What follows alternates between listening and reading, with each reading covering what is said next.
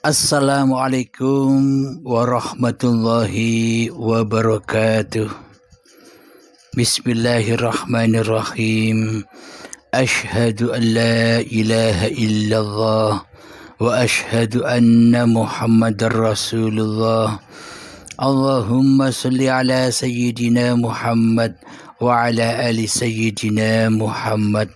Rabbi israh li sadri wa yassir li amri wahlul 'uqdatam bil lisani yafqahu qawli. Amin. Bismillahirrahmanirrahim.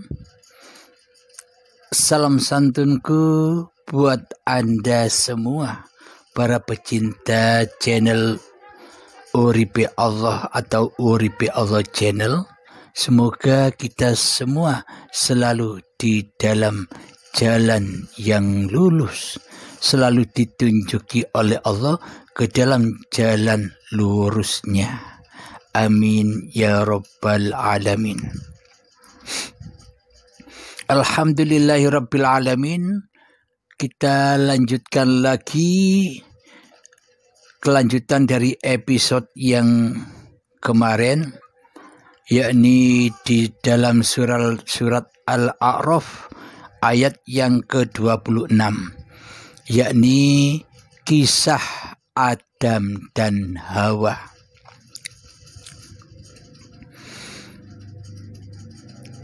Mari kita bacakan di dalam surat Al-A'raf ayat ke-26. Bismillahirrahmanirrahim. Ya bani Adam qad anzalna alaikum libasan yuwari sawatikum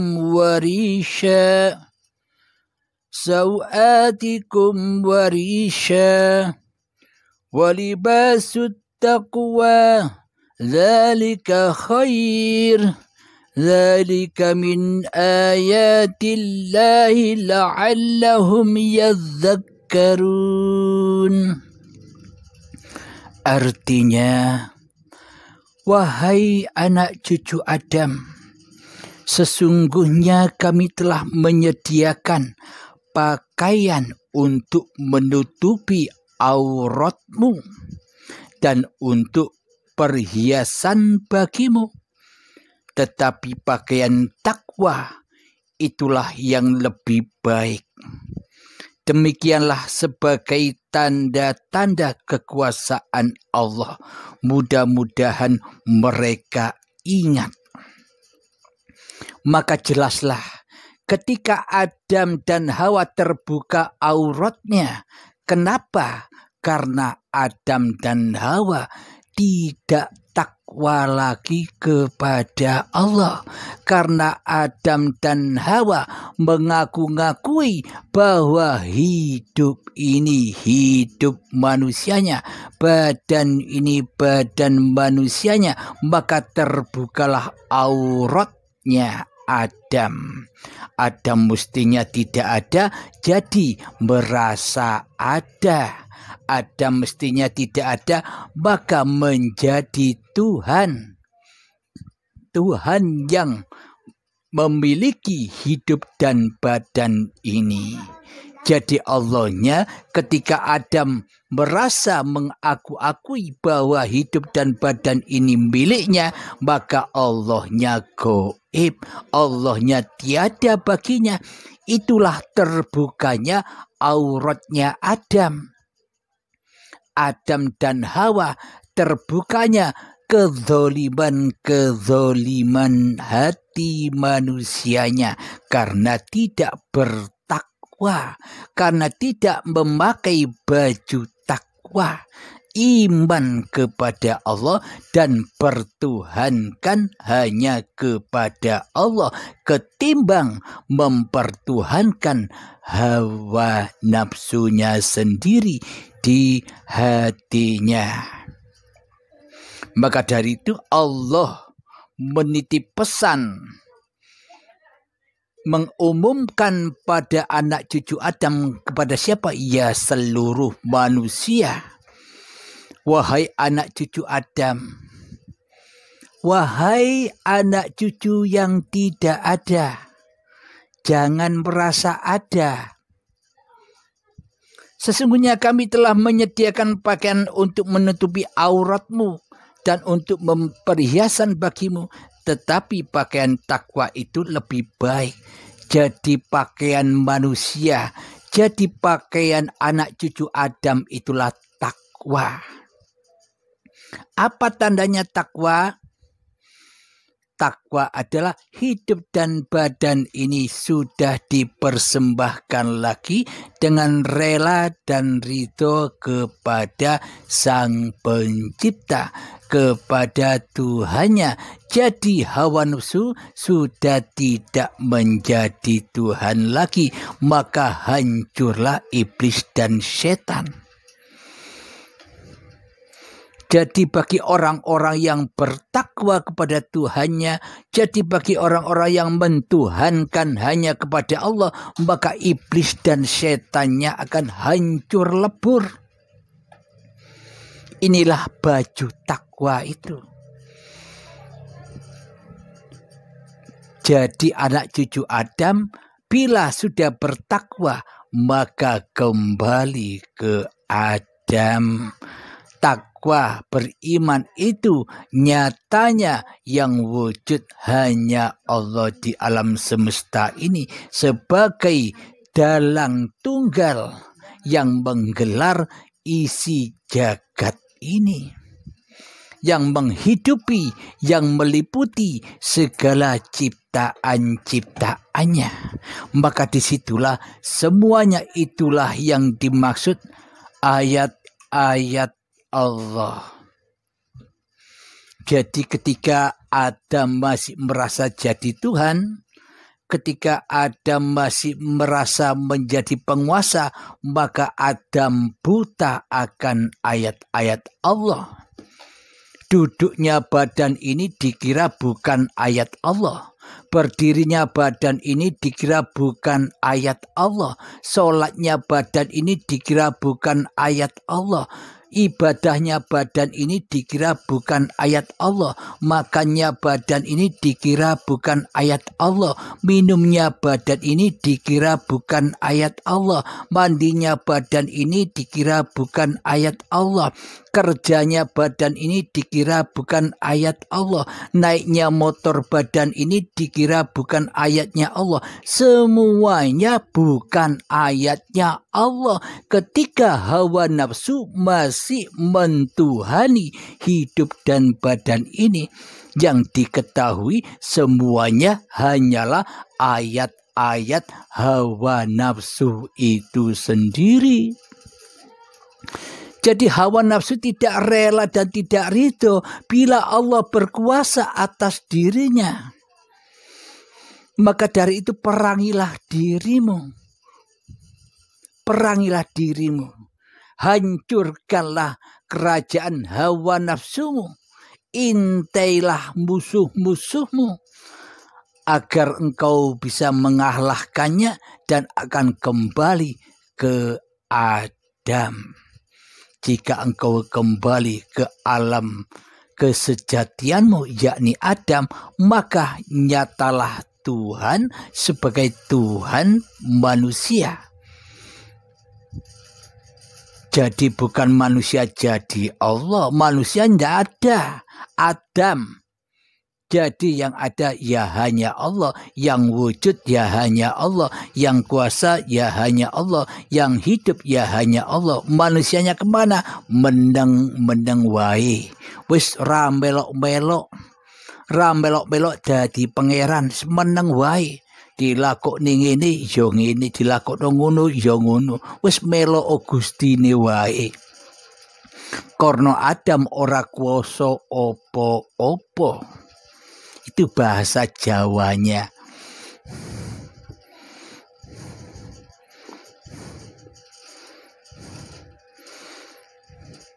Wahai anak cucu Adam, sesungguhnya kami telah menyediakan pakaian untuk menutupi auratmu dan untuk perhiasan bagimu. Tapi pakaian takwa itulah yang lebih baik. Demikianlah sebagai tanda-tanda kekuasaan Allah. Mudah-mudahan mereka ingat. Jadi bila sudah kembali ke Adam, maka yang bisa menyaksikan ayat-ayat Allah, ya Allah sendiri. Jadi ketika badan berdiri, Allah lah yang memberdirikan. Ketika badan ini duduk, Allah lah yang mendudukkan. Ketika badan ini mandi, Allah lah yang memandikannya. Ketika badan ini sholat, Allah lah yang mempergerakkannya. Ketika badan ini beribadah, Allah lah yang mempergerakkannya. Ketika badan ini bekerja, Allah lah yang memperkerjakannya. Ketika badan ini memasak di dapur, Allah lah yang memasakkan di dapur. Ketika badan ini naik motor, Allah lah yang menaikkan motor. Bukan manusianya yang bisa. Bila manusianya merasa bisa semua itu, berarti yang jadi Tuhan kan manusia, bukan Allah. Karena manusia, karena kita selama ini menganggap seolah-olah Allah tidak bisa apa-apa. Yang bisa apa-apa ya diri kita sendiri selama ini. Ya tidak? Ya, alhamdulillahirrabbilalamin. Semoga kita bisa memahami. Mari kita lanjutkan ayat yang ke-27 dari Al-A'raf. Bismillahirrahmanirrahim. Ya bani Adam la yaftinannakum asy-syaitanu kama akhraja abawaykum minal jannati yanzi'u عنهما لباسهما ليريهما سوآتهما إنه يراكم هو وقبيله من حيث لا ترونهم إنا جعلنا الشياطين أولياء للذين لا يؤمنون. Artinya, wahai anak cucu Adam, janganlah sampai kamu tertipu oleh setan. Sebagaimana halnya dia, setan telah mengeluarkan ibu bapakmu dari surga dengan menanggalkan pakaian keduanya untuk memperlihatkan aurat kepada keduanya. Sesungguhnya dia dan pengikutnya dapat melihat kamu dari suatu tempat yang kamu tidak bisa melihat mereka. Sesungguhnya kami telah menjadikan setan-setan itu pemimpin bagi orang-orang yang tidak beriman. Menurut arti syariatnya, ya menurut sesuai dengan teks arti aslinya. Menurut syariatnya hanya bayang-bayang saja, mengangan-angan cerita itu saja, seolah-olah digambarkan seperti gambaran dohir-dohir itu, cerita-cerita itu. Namun babakan batiniahnya, babakan hatinya, babakan mutasyabihatnya. Wahai anak cucu Adam, wahai anak cucu Adam, wahai anak yang tidak ada. Anak cucu Adam kan, wahai anak cucu yang tidak ada. Jangan sampai kamu tertipu oleh setan, sebagaimana halnya dia telah mengeluarkan ibu bapakmu dari surga. Nah, kalau secara dohirnya, ya cerita Nabi Adam dan Ibu Hawa dulu. Cerita dohirnya. Cerita batiniahnya, babakan hatinya, ibu bapak kita pun dulu ya seperti itu. Dulu ketika masih bayi, masih suci, masih Adam tinggal di surga, ketika detik-detik akil balik, ibu bapak kita juga makan buah khuldi, buah turunan, kejadian turunan. Jadi makan pengakuan diri bahwa hidup ini hidup manusianya, badan ini badan manusianya. Seperti ibu bapak kita juga seperti itu dulunya.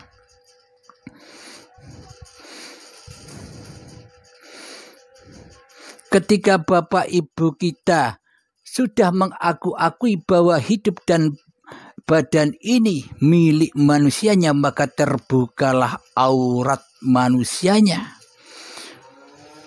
Aurat manusianya adalah kezaliman manusianya, kejahilian hati manusianya, kesombongan hati manusianya, persekutuan demi persekutuan hati manusianya kepada Tuhannya. Itulah aurat. Jadi apa? Pakaian apa untuk menutupi aurat-aurat itu? Yakni yang terbaik dan terbagus adalah pakaian takwa. Apa pakaian takwa itu? Kembali ke Adam. Jangan jadi Tuhan lagi, jangan jadi penguasa lagi. Kembalilah ke asal usulmu, yakni Adam. Yang ada, yang wujud hanya Allah. Itulah pakaian takwa itu. Itulah pakaian iman di sisi Allah. Sesungguhnya dia dan pengikutnya dapat melihat kamu dari suatu tempat yang kamu tidak bisa melihat mereka. Sesungguhnya kami telah menjadikan setan-setan itu pemimpin bagi orang-orang yang tidak beriman. Sesungguhnya setan dan iblis selama ini telah membutakan kita. Selama ini kan kita mengira iblis dan setan itu gaib. Maka dari itu kita tidak tahu keberadaannya. Karena iblis dan setan kita gaib kan. Padahal kata Allah, firman Allah bahwa iblis dan setan itu adalah musuh-musuhmu yang nyata. Nyata iblis setan itu. Siapakah kenyataan iblis dan setan itu? Kenyataan iblis dan setan itu adalah diri kita sendiri. Abdul Halim inilah setannya. Nyata bukan? Kan Anda bisa melihat saya. Ketika di dalam hati saya ini yang berkumandang, yang jadi Tuhan, yang merajai hidup dan badan ini masih Abdul Halimnya, yang merasa hidup, yang merasa sebagai pemilik badan, yang merasa bisa berkata, yang merasa bisa melihat, yang merasa bisa mendengar, yang merasa bisa berpikir, yang merasa punya ilmu. Inilah yang disebut setan yang terkutuk. Nyata bukan? Nyata sekali setan itu. Namun bagi manusia yang menggaibkan setan, maka oleh setannya ya diperbudak terus.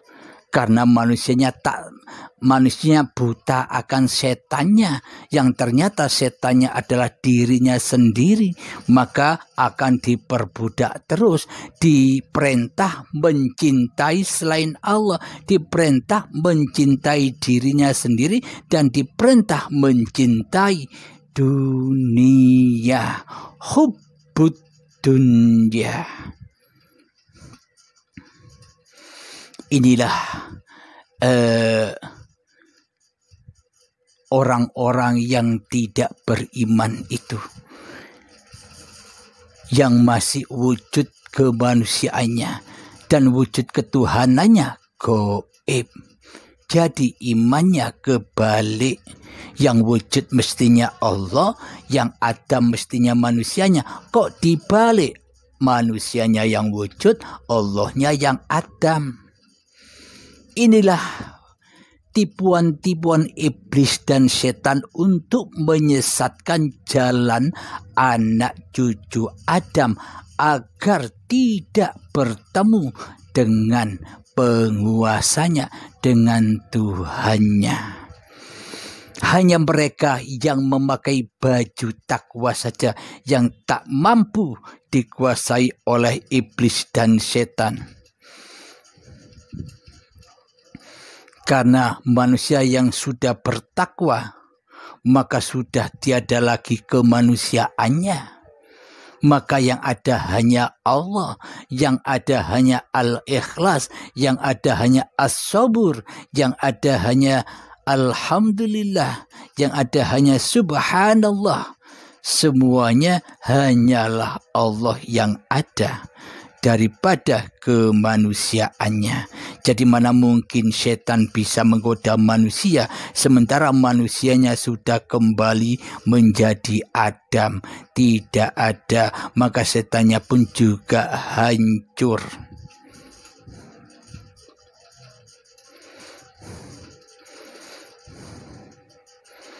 Alhamdulillahirabbil alamin.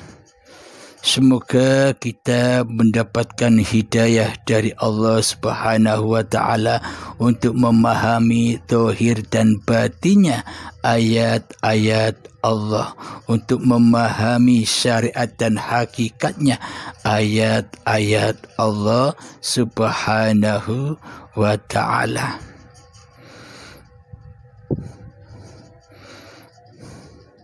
Jadi untuk kelanjutan surat Al-A'raf yang ayat yang ke-28 kita lanjutkan di episode yang akan datang. Alhamdulillahirabbil alamin. Rabbana atina fid dunya hasanah wa fil akhirati hasanah wa qina adzabannar. Wa sallallahu ala sayyidina Muhammad wa ala alihi wa sahbihi wasallam. Walhamdulillahirabbil alamin. Akhirul kalam. Assalamualaikum warahmatullahi wabarakatuh.